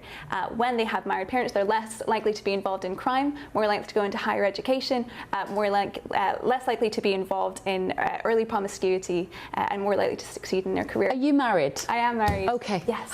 Can I ask how old you are? I am 30. And how long have you been married? Did you marry young? No, I married at 28. And everything you expected? Yeah. I don't mean that. I'm not being that nosy, Lois. Tell me later off air. I'll give you some tips. No, I mean, I just mean, like, is marriage for you, has it been the sort of all-encompassing, satisfying kind of union of two people? I have to say, totally honestly, that I've been thrilled about my marriage. I mean, I'm only 2 years in, and I know that there will be difficult years to come. I'm not naive. Yeah. But I mean, it's so exciting too, and so just comforting to know that for better or for worse, on your darkest days, there's nothing that can be done to tear that union apart. When you're committed, when divorce is off the table, when you know that this is going to last forever. And so I take great personal comfort and joy in that. And I think marriage is a choice, and you choose to love each other every day. I wonder, though, how you've been married for years, haven't you, Greg? Yeah, 34. Wonderful wife. Fantastic. Marilyn, waiting for us outside. She's in the green room. She's in the green room now. 34 years married. Secrets to a successful marriage, Greg? Short list. I mean, just, you always hear the corny ones like communicate and all that stuff, but marry the right person. Yeah. And then there's just no doubt. And it's, maybe I got lucky, maybe Mary Ellen got lucky, but it's been fantastic. And and think about the social ills that have come about from the decline in marriage rates. And it's really worrisome in the U.S. when the average age of marriage has increased dramatically, the number of children being born. So, and then to your point, like what Lois mentioned, the crime rates, it has nothing to do with poverty. It has to do with whether there's a father in the home. Yeah. And so, Often, it's hard to argue with the statistics on this. Yeah, absolutely. And, we are lucky, aren't we? We find the one we want to stay married to forever. But those statistics are interesting, particularly less than half of those of the poorest people are getting married. And I wonder if that's partly to do with the fact that weddings can cost a huge amount of money. And we live in an age where you feel that you have to spend a fortune on your wedding, and you don't have to, do you? Yeah, I think that's true. Yeah, we're also kind of told, women often are also told that, prioritize career and prioritize other things first. And sometimes a woman will find at the age, an older age, that being in an office cubicle for all those years wasn't as joyful as it might have been. Well, we're certainly living in changing times, aren't we? Lois McClatchy-Miller, great to see you. Thank you so much for joining me. Still to come this evening on The Late Show Live, this. Doing is legalising and regulating drugs. Really? All drugs? Yes. Cocaine, crack cocaine, heroin? Yes. Do you agree with Green Party leader Zach Polanski, that wasn't him talking, that was a flash of him then. He's made it policy for the Green Party to legalise all drugs. Do you agree with him? Our very own Ben Leo saw the first-hand effect of addiction in Philadelphia here in America last week. So is this simply a disaster waiting to happen? First, though, I've questioned myself as to why did I go, what was I doing, and was it the new claims. In Virginia Giuffre's book, the journalist behind the revelations joins me with the details. You don't want to miss it. This is The Late Show Live, only on GB News.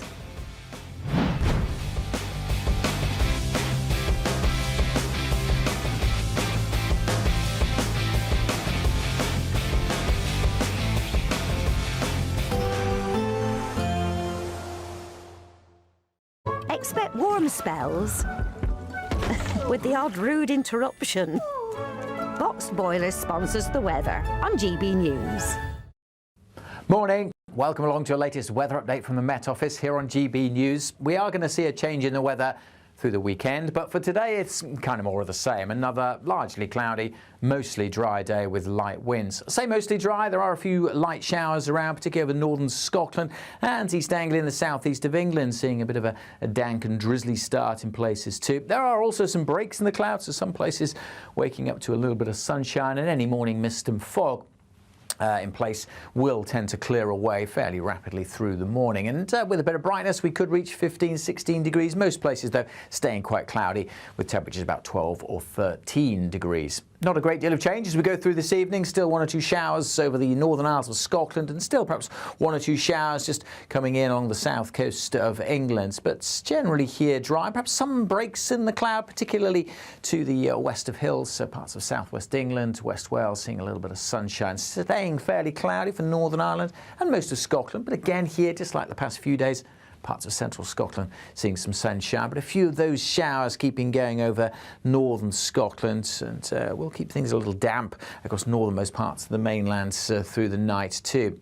And we'll continue to see one or two of those showers getting into parts of Kent, perhaps just drifting through the channel into parts of East Devon as well. We could see a few showers. Otherwise, mostly dry nights. We'll keep a lot of clouds, and that'll keep the temperatures up to between about 7 to 10 Celsius, maybe dipping a little lower in some rural spots, particularly if we have any breaks in the cloud. But again, tomorrow, breaks in the cloud, hard to find for most. Another fairly drab day. Still some light showers across the far north of Scotland and at times along the south coast of England. Southwest Wales may again see some breaks in the cloud, as could parts of western Scotland, and a bit of sunshine. But generally dry and cloudy will again be the theme on Friday, but it is going to change as we head into the weekend. Expect warm spells with the odd rude interruption. Boxed Boilers sponsors the weather on GB News.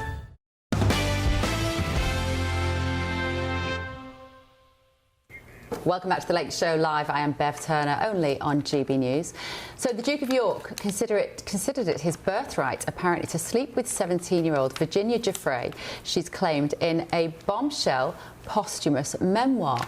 So Miss Giuffre, if you remember, finished writing this book last October. 6 months later, she died, having taken her own life. She was aged 41, and the book is going to be published next week. And in it, she says, in the years since, I've thought a lot about how he behaved. He was friendly enough, this is Prince Andrew, he was friendly enough, but still entitled, as if he believed that having sex with me was his birthright.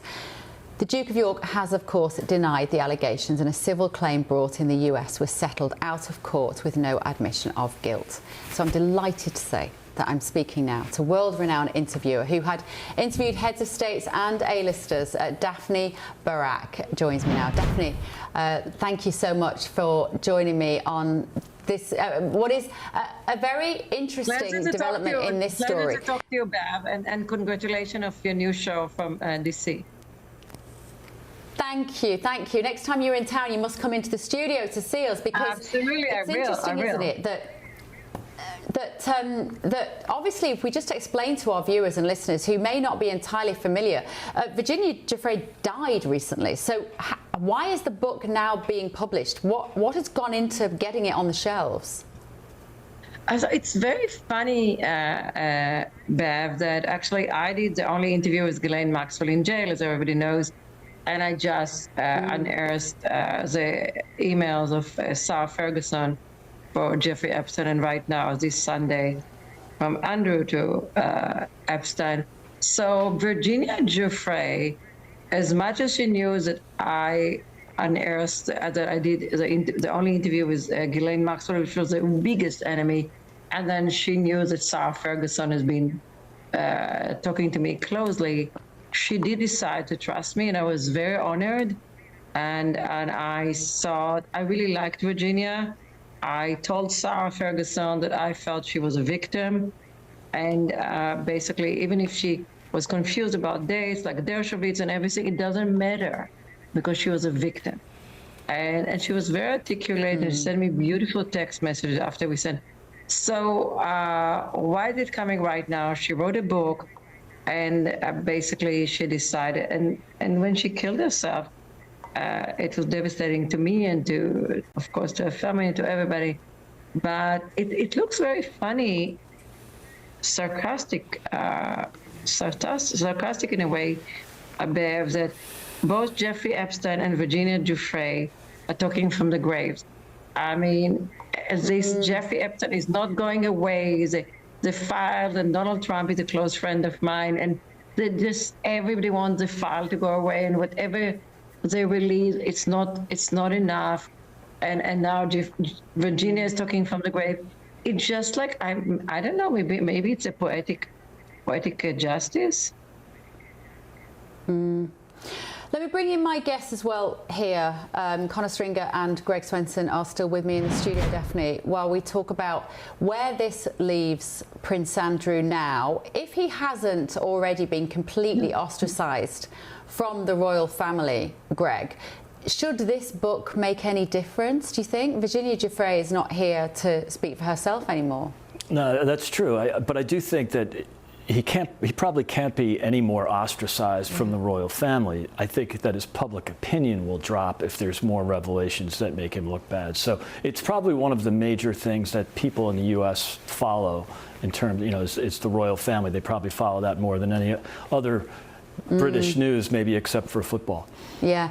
Connor, what do you think, Prince Andrew, how can he survive this as well? Because this is in her own words. Or will it just be too easy to say, oh, you know what, she's dead. It was a book she wrote in her kind of last months of life. I mean, I think what we can expect from the palace is probably relative silence. I mean, we've seen when Prince Andrew does speak, he doesn't exactly make things a lot better for himself, does he? And it's just like you said, is the problem that doesn't seem to go away. So I think the policy of silence, which we've seen for the last few years, ever since these allegations emerged, will kind of be carried on possibly until the end of time. I mean, given how badly wrong and how pear-shaped his Emily Maitlis BBC Newsnight interview went, I can't see him ever coming into the spotlight to address these again. No, Daphne, what do you think? We saw some footage recently. I just want to say that I agree with both my colleagues, but the only thing, Virginia, which I liked a lot, there's not much really new in the book. I'm sorry to the publisher. We know, we saw the book. There's really nothing new. I mean, she gave many interviews, and thanks God she did, because she's not alive anymore. And I really look at you up, Virginia, but there's nothing new there. I think what the big thing for Prince Andrew right now is what I brought with the Mail on Sunday, the Sun on Sunday, and Channel 5 is the unacceptable emails from Fergie to Epstein when she lied to the public, and she said, oh, you're not a pedophile, whatever. I did it a month ago. And what we did this Sunday, that Prince Andrew lied on Newsnight that he cut any connections with Jeffrey Epstein after December 2010, and we just unearthed it. And I can tell you that this trilogy, we did number 1, number 2, and then number 3. So as much as I really look up to Virginia, and I really think she's a victim, and I'm very glad this book is out. There's nothing new there. I think from a Prince Andrew and the royal family point of view, it's what we are unearthing right now, and there's something else coming. So that's Daphne, what I can say. Virginia received this significant payout, didn't she, in this civil case? Yeah. Some people would call it hush money. I think it was about $12 million. Correct me if I've got that wrong. What did she do with that money? Did she die a very wealthy woman? So could you believe that? I mean, you won't believe that, and your colleagues would be really astonished. I understood that basically the brothers are right now asking for money for interviews. There's no money. They ask for money to help them. So basically, the money is not there. They're right now going to try to get it from the estate. Nobody saw the money. I understand, of course, the attorneys got some of it, but there is no money right now. So it's devastating. And as you know, As you know, that Virginia was abused by her estranged husband, and it was very documented, and she told me the same. And it looks right now, because she died without leaving a proper will, he will get the money instead of the other people. So I don't know. It's very sad for many people. Yeah. You say you know Donald Trump, and he is repeatedly being asked, will he pardon Ghislaine Maxwell? Will he pardon her? Do you think he should? How is she? You are the one person that we know who has done an interview with her in jail. What would it mean if he did? I personally, if I had to bet, I would say he won't pardon her. Well, it's a very hot potato. I agree with you. It's a very hot potato. I said, Donald Trump has been my friend since I'm 20, so whatever. He thinks very differently. Like you see, that's why he went to see the North Korea president. That's why he hosted Putin. He wants to know facts. So he looks at things differently. Would he pardon her? I don't know. When I see him, I don't talk to him about pardoning. I made it an issue. I don't talk to him about anything besides what we need to talk. However, I did say publicly, Ghislaine Maxwell was not Jeffrey Epstein. She's done terrible things. There's not even but she has already served 6 years, from them 2.5 years in a solitary confinement. I don't know if I could ever. I think it's time to let her to give her relief, whether it's, I don't think pardoning, maybe commuting or whatever, but I said it already. She's not Jeffrey Epstein. She did horrible things. There's not even an argument about it. But we're looking at P. Diddy just got 4 years. Yeah.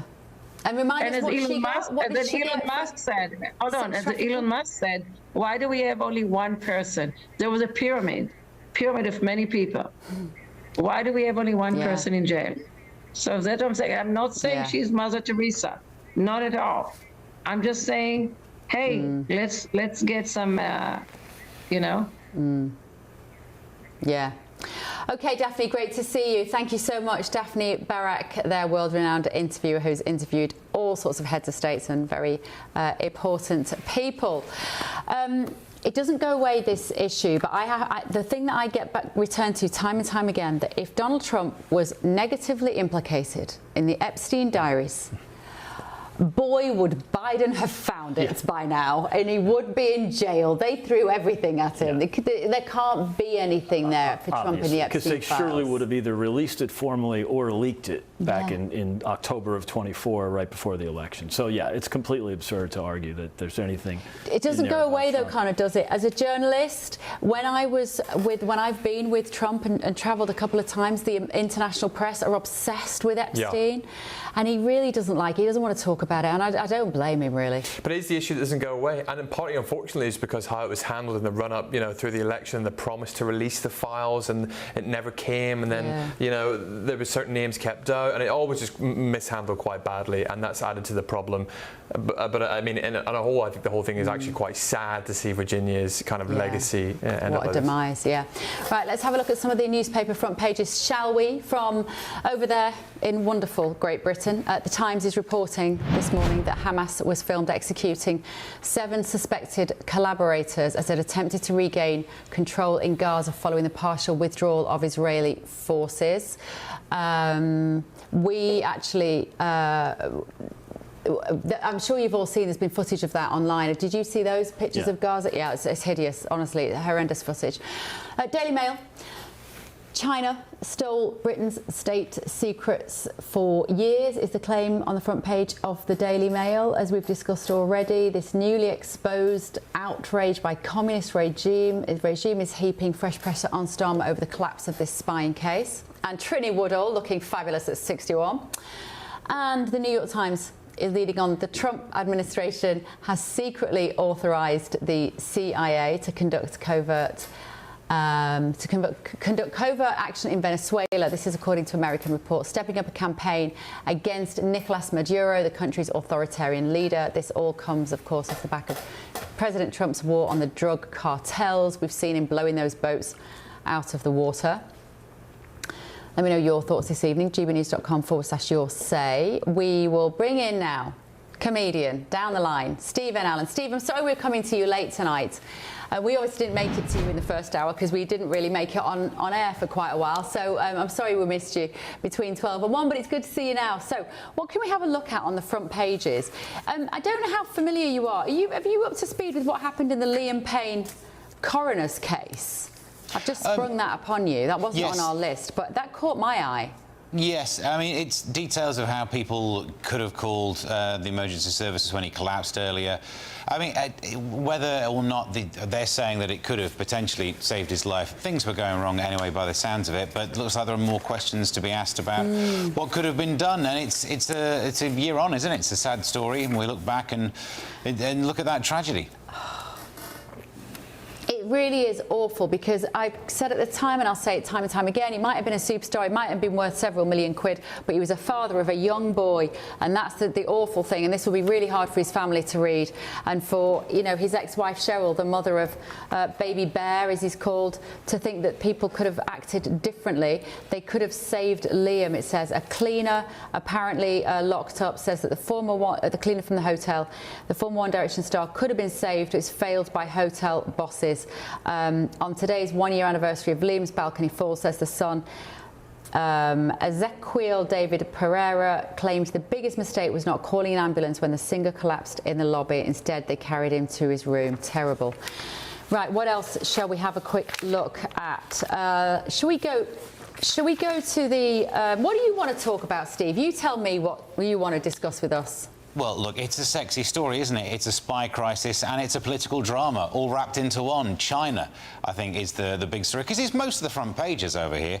Certainly with the Daily Express saying, Kemi, it stinks of a China cover-up. It shows how the front pages can be out of date, because now we have the uncover part of the cover-up. We actually now have the witness statements, and it's not really helped out. If this was the panacea that Keir Starmer thought would sort it all out, he was a little bit wide of the mark. So now we know more of the details of what the information that was used to come to the decision of not actually pursuing the case, of not saying that China was an enemy. And it's exactly what we all predicted a week ago. When we heard this story, we knew, oh, I bet something's happened to make sure that they didn't offend China, because we need the money. We need the dirty, dirty money, and that's the way it goes. That's exactly what we've got. We've got quotes from Section 6 that's been lifted. The government is committed to pursuing positive economic relationship with China. So that's why they've been avoiding this. It fits in tightly with other stories on the front pages about China stealing secrets from Number 10 for years. I mean, some of the details of that case. China managed to buy a company that was in charge of the IT. Come on, this is like a slapstick comedy. How can that be the level of security that we've got in the UK? It's terrifying. But again, they kept their heads down, didn't want to offend anyone. And it fits in because now we know that it was understood that China were a national security threat. And what was done about it? Well, they continue to keep their heads down. That's the horrible part of the story. The stuff that might be the actual threat to Keir Starmer would be the idea of...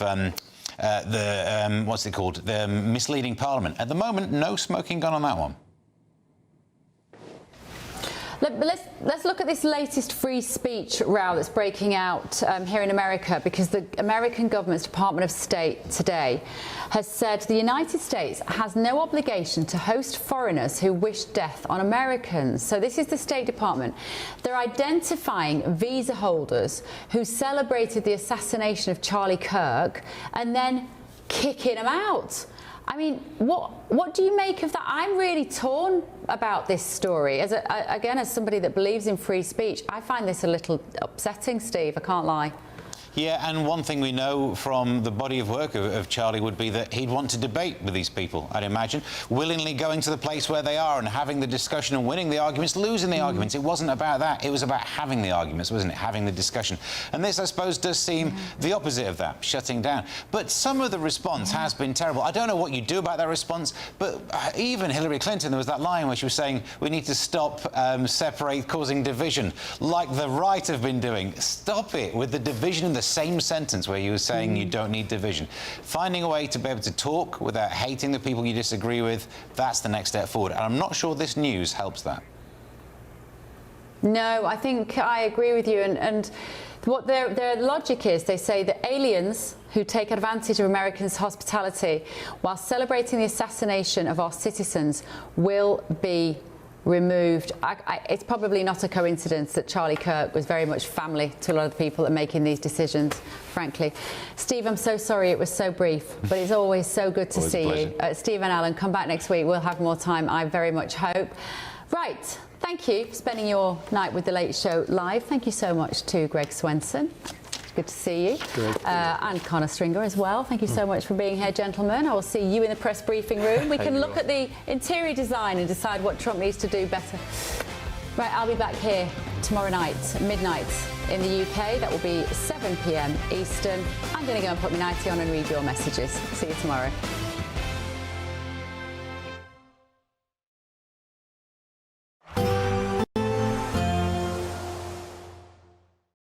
Today, clouds overhead, total zen within. Boxed Solar sponsors the weather on GB News.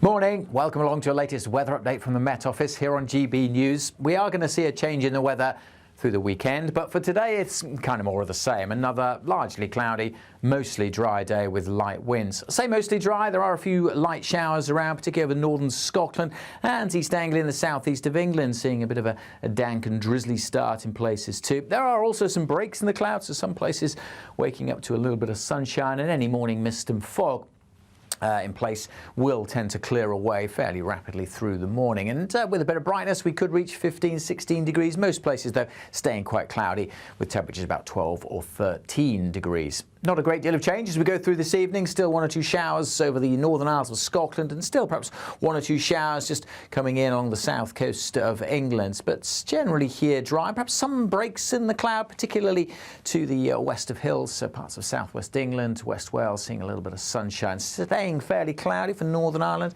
and most of Scotland, but again here, just like the past few days, parts of central Scotland seeing some sunshine, but a few of those showers keeping going over northern Scotland, and will keep things a little damp across northernmost parts of the mainland through the night too. And we'll continue to see one or two of those showers getting into parts of Kent, perhaps just drifting through the channel into parts of East Devon as well. We could see a few showers. Otherwise, mostly dry nights. We'll keep a lot of clouds, and that'll keep the temperatures up to between about 7 to 10 Celsius, maybe dipping a little lower in some rural spots, particularly if we have any breaks in the cloud. But again, tomorrow, breaks in the cloud, hard to find for most. Another fairly drab day. Still some light showers across the far north of Scotland and at times along the south coast of England. Southwest Wales may again see some breaks in the cloud, as could parts of western Scotland, and a bit of sunshine. But generally dry and cloudy will again be the theme on Friday, but it is going to change as we head into the weekend. Today, clouds overhead, total zen within. Boxed Solar sponsors the weather on GB News.